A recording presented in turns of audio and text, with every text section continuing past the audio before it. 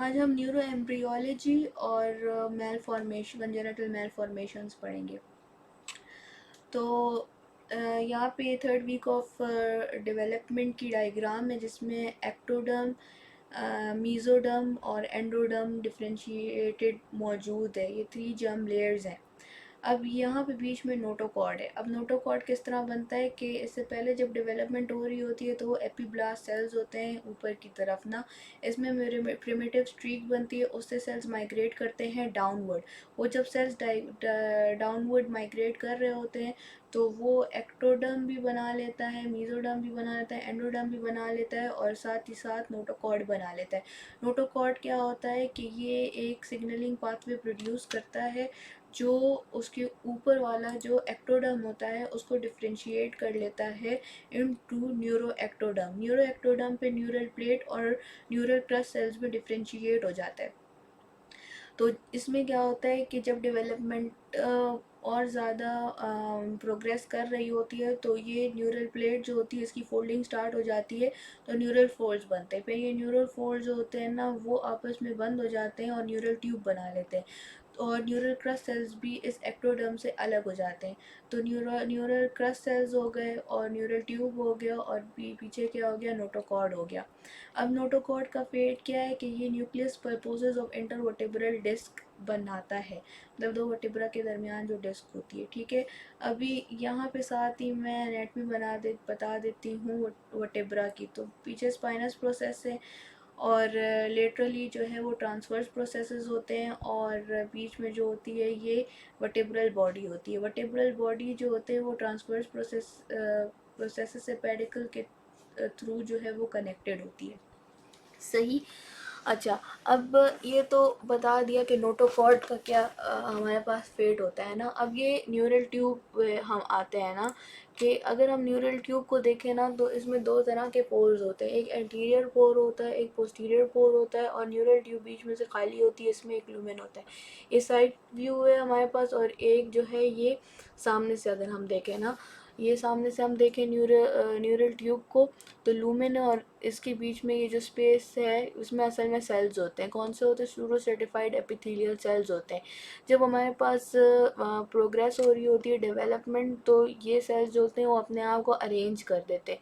जब वो अपने आप को अरेंज कर देते हैं सूडो सर्टिफाइड एपिथेलियल सेल्स, तो ये 3 लेयर्स बनाते हैं। जो बाहर की लेयर होती है वो मार्जिनल लेयर होती है जो कि वाइट मैटर बना रहा होता है, और जो मिड में होती है वो मेंटल लेयर होती है, इससे ग्रे मैटर बनता है, और जो बिल्कुल लूमेन के करीब होती है उसमें न्यूरो एपिथेलियल सेल्स होते हैं। यही सेल्स जो होते हैं ये आगे पीछे माइग्रेट करते हैं और जो बाकी न्यूरॉन्स होते हैं वो बनाते हैं। सही। यहाँ पे जो नोटोकॉर्ड है और इधर जो है ना वो सोनिक हेजहॉग का प्रोटीन जो है वो सिग्नलिंग मॉलिक्यूल जो है इसकी डिफ्रेंसिएशन करा रहा होता है।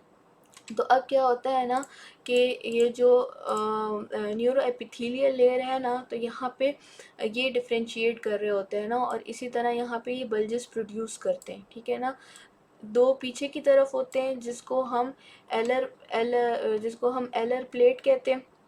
ये पीछे की तरफ होता है, डॉर्सल होता है। ठीक है, जो ये दो बने हुए हैं ना। ठीक है, और ये कौन से मॉलिक्यूल की सिग्नलिंग की वजह से बनते हैं? टीजीएफ और बोन मॉर्फोजेनेटिक प्रोटीन की सिग्नलिंग की वजह से बनते हैं।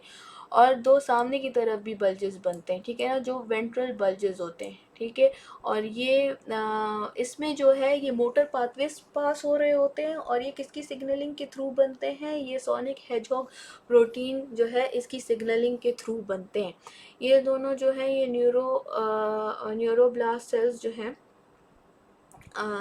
उनमें सिग्नलिंग पाथवेज एक्टिवेट होते हैं, तो इस तरह ये डिफ्रेंसिएशन करा देते हैं। ठीक है, तो अगर हम इधर डायग्राम देखें, ठीक है, इस तरफ ना, तो ये एलर है जो कि पोस्टीरियर है और इससे सेंसरी पाथवेज पास हो रहे होते हैं, और ये जो एंटीरियर है ये बेसल प्लेट है, ऐसे मोटर फाइबर जो है वो पास हो रहे होते हैं या मोटर पाथवेज जो है पास हो रहे होते हैं, इस तरह हमारे पास ये स्पाइनल कॉर्ड बन जाता है। ये तो मैंने बता दिया कि जो ये पोस्ट न्यूरल ट्यूब, तो एक लंबी सी ट्यूब है ना, इसके पोस्टीरियर एंड से तो बन गया हमारे पास स्पाइनल कॉर्ड, एंटीरियर एंड से हमारे पास बनता है ब्रेन। तो ब्रेन किस तरह बनता है कि इसमें 3rd to 4th वीक में जो है ये एंटीरियर तरफ जो है तो 3 प्राइमरी ब्रेन वेसिकल्स बनते हैं जो हमारे पास प्रोजेंसेफेलॉन, मेसेंसेफेलॉन और रोम्बेनसेफेलॉन बनाते हैं। फिर 5th वीक ऑफ डेवलपमेंट में ये टेलन तो प्रोजेंसेफेलॉन जो है वो टेलेनसेफेलॉन डाइनसेफेलॉन में डिवाइड हो जाता है, सही। और ये हमारे पास जो सेकेंडरी वेसिकल्स बनाते हैं, ये सेकेंडरी वेसिकल्स हैं।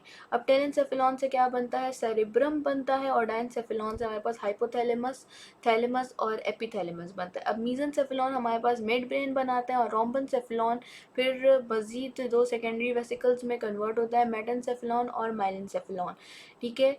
तो ये फिर मेटेनसेफेलॉन जो है वो पॉन्स और सेरिबेलम बनाता है, और माइलेनसेफेलॉन जो है वो मेडुला ऑब्लोंगेटा बनाता है। तो ये 5 सेकेंडरी वेसिकल्स ने पूरे ब्रेन के वो बता दिए, जो वो वेसिकल्स बता दिए जो ब्रेन के स्ट्रक्चर्स बनाएगा, सही।